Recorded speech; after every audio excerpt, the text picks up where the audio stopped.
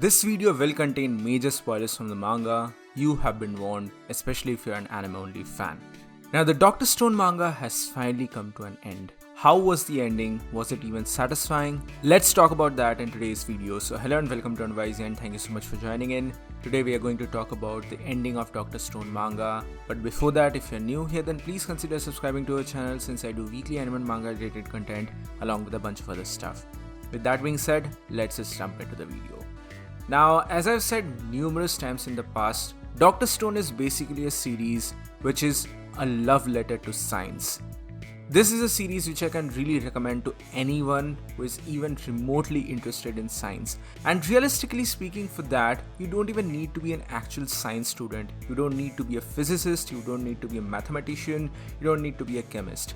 As a kid growing up, if you are even remotely interested with nature and natural phenomenon, if you asked questions like what is the rainbow, what is the moon, why is the moon constant in the sky, why does the moon change its shape. If you asked all of these questions, if you watched the Discovery Channel, if you liked watching the National Geographic Channel, then I think this is a series which I can blindly recommend to you, and that is said throughout this entire series and that is even exemplified towards the very end. The love for science and in a way how the series celebrates mankind is a testament of its own, and this is a very unique series in my opinion because up until this moment I've never really seen a series, not even just in manga or anime format but in any form, which celebrates mankind as it is. The only thing which comes close to my mind is the Half-Life game series, but that's for a totally different reason as a post-apocalyptic society. But yeah, this Dr. Stone series just celebrates mankind and the achievement which it has been able to do for the last 1000 years. Now, coming back to the actual series, I stopped reading the manga at around chapter 209 or 210. At that moment, we already knew that the series was sort of going to come to an end, so I stopped reading there because I basically wanted to binge read the finale, the ending of the series. And now with the latest chapter being chapter 232 being the final chapter basically, I binge read the last 22 chapters and I can give you all a very clear picture of what exactly happened at the end for the Dr. Stone manga series. And yes, in this video I'm not just going to talk about the final chapter because there are much more stuff which are revealed in the last 3-4 chapters, so I'm going to combine and consolidate all of them to give you all a clear picture of what exactly the Dr. Stone series is all about, who is the villain and everything else. So let's begin with the biggest question: who is the villain of this series, or what exactly is the reason behind the petrification in the very first place? Turns out it was Medusa all along. Senku and gang reach on the moon and they visit a spot which was actually the original spot for the moon landing of US. We actually get to see the bleached flag of the United States of America because it has been there for literally centuries now. And beside it, there's a huge mountain of Medusa devices. They are literally the WhyMan because they were the ones who were questioning or going on and on and on about why. Basically, the Medusa is an alien parasite. And I think that this is a very satisfactory answer instead of it just being maybe a future Senku or an evil Senku or even a robotic Senku or an AI gone wrong. This is an alien parasite. It is an AI, definitely it is an AI, but it's a mechanical alien parasite with origin unknown. I mean, this is even raised in chapter 231 by Kohaku herself. She asks the Medusa that who even created you, but we get a rhetorical answer to that from the Medusa-chan that who even created you humans in the very first place? Do you have the answer for that? So as I said before, there's a lot of themes of science and evolution going on in this particular ending, and basically the WhyMan is revealed to be the Medusas, who are alien mechanical parasites. And just imagine them to be sort of like the Galactus story. I mean, this is a very common reference, but I think that this reference works a lot. They travel from planet to planet, but they don't go to every single planet.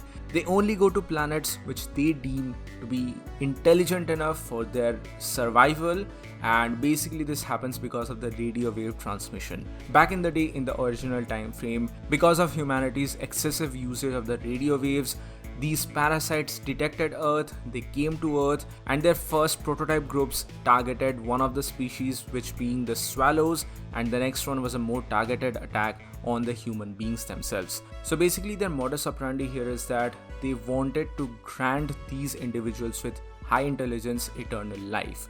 That is their basic modus operandi, and using this, or basically according to this, they thought that the other people who survived would revere them, would respect them, and would basically serve under them, because one of their biggest nemesis here on Earth was the oxygen. Their parts easily got oxidized because of it, and they needed maintenance. So basically their plan here is that they went planet after planet in search of intelligent life who could understand the importance and the value of eternal life, and therefore seeing how these Medusa devices are actually important, they would revere them so that they get eternal life. But humanity was different in this particular regard. Initially, the Medusa devices thought that they might have made a mistake because humanity was not revering them because of their eternal life and how they granted eternal life, and that's why they started screaming why. Like this just went on and on and on. And via flashbacks, we got to see the various different stages via which these Medusa devices attacked humanity, from when Senku initially developed the radio waves and the radar system when he caught the WhyMan screaming, to all of these different instances. And that's how basically it is revealed that the WhyMan is none other than the Medusa devices. Now, Senku and the entire colony of the WhyMan have a face-off, they have a battle of wits. Basically, Senku says here that they do not want or they do not seek after eternal life. Science is all about evolution and growth, and again the common themes of evolution and science are thrown around here, but basically after this standoff, the Medusa just decide to just leave because for them humanity was not intelligent enough or strong enough to understand these ideals or respect the ideals of eternal life. Because for them only two things mattered: survival and reproduction. And basically, since they are a parasite, they needed the humanity's help to replenish their life cycle, and in order to survive and reproduce, they needed the maintenance from humanity. But seeing how humanity was rejecting this eternal life, they just left. Just that's it. I know on paper this sounds a little anticlimactic, but I think that the pages do enough justice. I mean, honestly speaking, I do believe that the last 20, 30, even 40 chapters were really rushed off. If anything, that's one of my major complaints from the last leg of Dr. Stone, but I think, or at least I hope, that the anime will expand upon it a little bit. But the conceptualization of the ideas is really good here, and the manner in which the WhyMan is thinking is actually very decent, and it leaves a lot of things for interpretations and decoding as well. Because basically this entire huge mountain of Medusas, which collectively form the WhyMan, are like a robotic entity. They basically behave like a robotic entity who is only concerned with two things: survival and even reproduction. But what's interesting here is that one of them, just a single one of them, which came along with Senku and the others, they decide to stay on Earth. They are interested by Senku's ideas when Senku basically proposed this idea that using humanity's scientific prowess and the powers of the Medusa, they can achieve something much more. Therefore, teaming up with humanity's newfound scientific vigor or refounded vigor and using the WhyMan's scientific prowess, they can truly craft something which is totally out of this world. But obviously all of them deny this. They say that the possibility for all of these things is almost zero, and as a result of it, all of them leave, barring one singular entity. And this is the one singular entity which says that, okay, I am interested in your proposition. You say that since it is not zero, I am willing to bet upon this. And that is a very interesting disposition, because it leaves this hive mind, this particular Medusa-chan, let's call it Medusa-chan because it comes back to the earth along with the others, and they have crafted this capsule-like thing for it and even given it eyes and nose and mouth, just like a cute smiley mascot-like thing. So this Medusa-chan is actually different from the hive mentality, because it's not just concerned with survival and reproduction. It wants something new. It is interested in Senku's proposition about crafting something new, something that is totally out of this world. And with this, basically the crew comes back to Earth. That is the end of WhyMan's terror rule. WhyMan is leaving Moon, and therefore WhyMan is leaving Earth forever. barring the only one Medusa-chan. Now several years have passed by since the time when Senku and gang went on Moon. After they arrive back on Earth, they are presented with medals and they're basically heroes. But at the same time, the humanity is finally coming back, nations are coming back, and much more conflict is actually arriving into the scene, and that is the reason why Jen the Mentalist is needed so much. He's going on tours and tours and tours, trying to mediate peace and understanding between all of these nations. This is something which we all expected to happen because, let's be real about it, no nation is going to cooperate with each other willingly. We know the sins of the past, so this was obviously always going to be the case. But right now, Jen has finally come back to his home in Japan, and he's being driven around by Francois because there's a very interesting and very important occasion at hand, and that is finally the marriage of Taiju and Yuzuriya. And by the way, this is day 2 because on day 1 they already had their marriage, the science team was there, and Senku, just like he has sent the science team away for a different mission. And we also get some more revelations about the other characters, including how Chrome basically proposed to Ruri that, hey, let's get married, but not before I actually complete this bad science experiment which I'm conducting currently with Senku. And we later on find out what exactly that bad science experiment really is.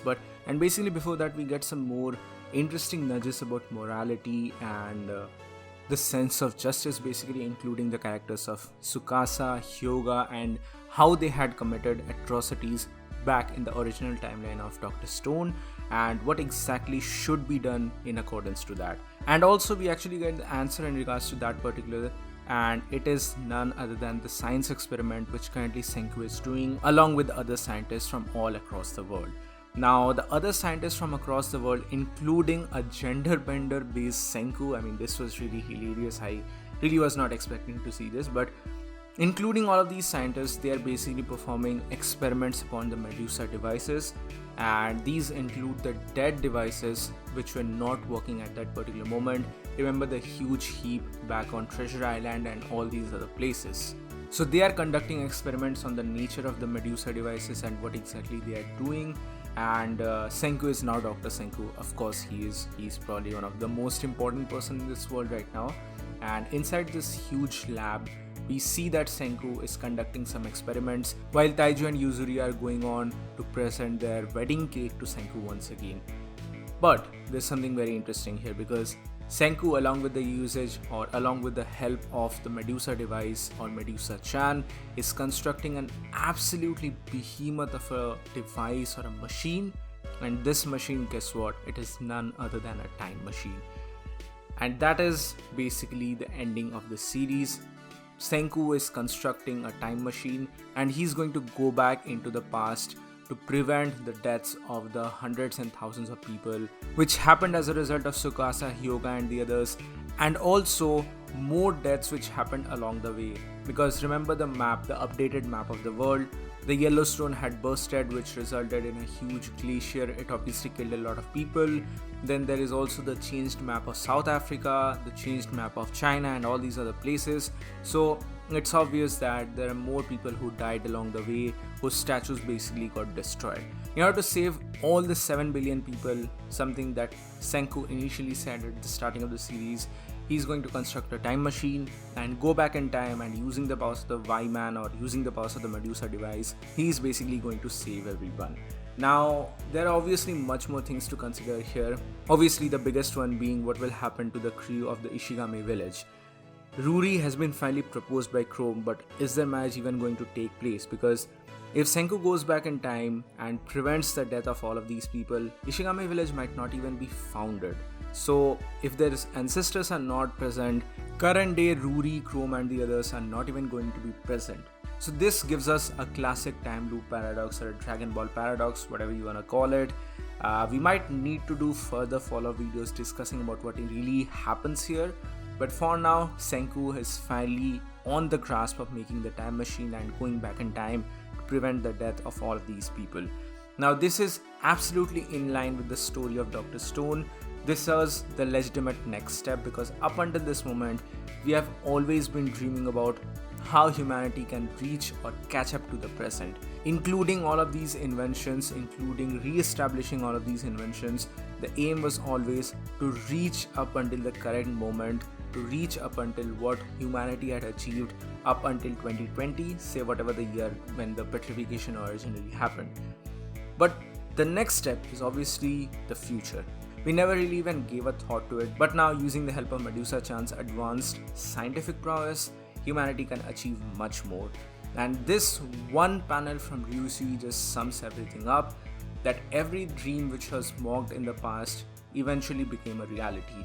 And right now we might say that, hey, this is just a science fiction. Dr. Stone is basically entering into the territory of science fiction now. Sure, this story has always been science fiction, but with a love letter for science.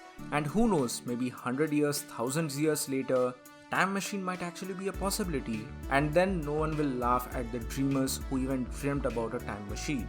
So this particular line is definitely along the views and ideologies of Dr. Stone and how it has presented itself as a love letter to humanity, as a love letter to mankind, and as a love letter to science in general. So that's pretty much it. That is the ending of the Dr. Stone manga. Taiju and Yuzuriya finally marry, Ruri has been proposed by Chrome, and Senku just remains Senku till the very end. I know that the last 20, 30, 40 chapters were extremely rushed. Personally, I would have really loved to see much more of it. Maybe instead of 30 chapters, if we had got 60 chapters, it would have been really good. But the art, as usual, was surreal. And another problem which was really glaring for me was, despite the time passage and everything, no one really ages, at all. Senku doesn't age at all. The only character who actually shows character growth or growth in general was Suika, but even she stopped growing after the second big wave of petrification. So that's pretty much it. This is the ending of the Dr. Stone manga. What do you guys think about all of these things? Please do let me know your thoughts in the comment section below. Was it a good ending for you all? Personally, for me, I really enjoyed this ending a lot. I think that this was the perfect reveal for the WhyMan. The other one may have been a AI gone rogue, but I think this was much better in my opinion. The execution may have been a little better because this ending arc was really rushed, and if we just got to see the characters age up a little more, it would have been better. But for what it's worth, I think that this was a very satisfactory ending. It leaves a lot of questions. There's obviously a lot of questions in regards to what's going to happen next, because time shenanigans always play a major role to just ruin a story, but I think that the ending is up for our interpretations. What happens to the Ishigami villagers? Maybe we can talk about that in a separate video. But for now, this is it for today, guys. Thank you so much for watching. Please give this video a thumbs up if you like it, share it with your friends, and subscribe to the channel for more. This is WhyZ, and I'll see you all on the next one. In the meantime, be sure to join the channel membership for some very cool perks and features. Join the Discord server for more.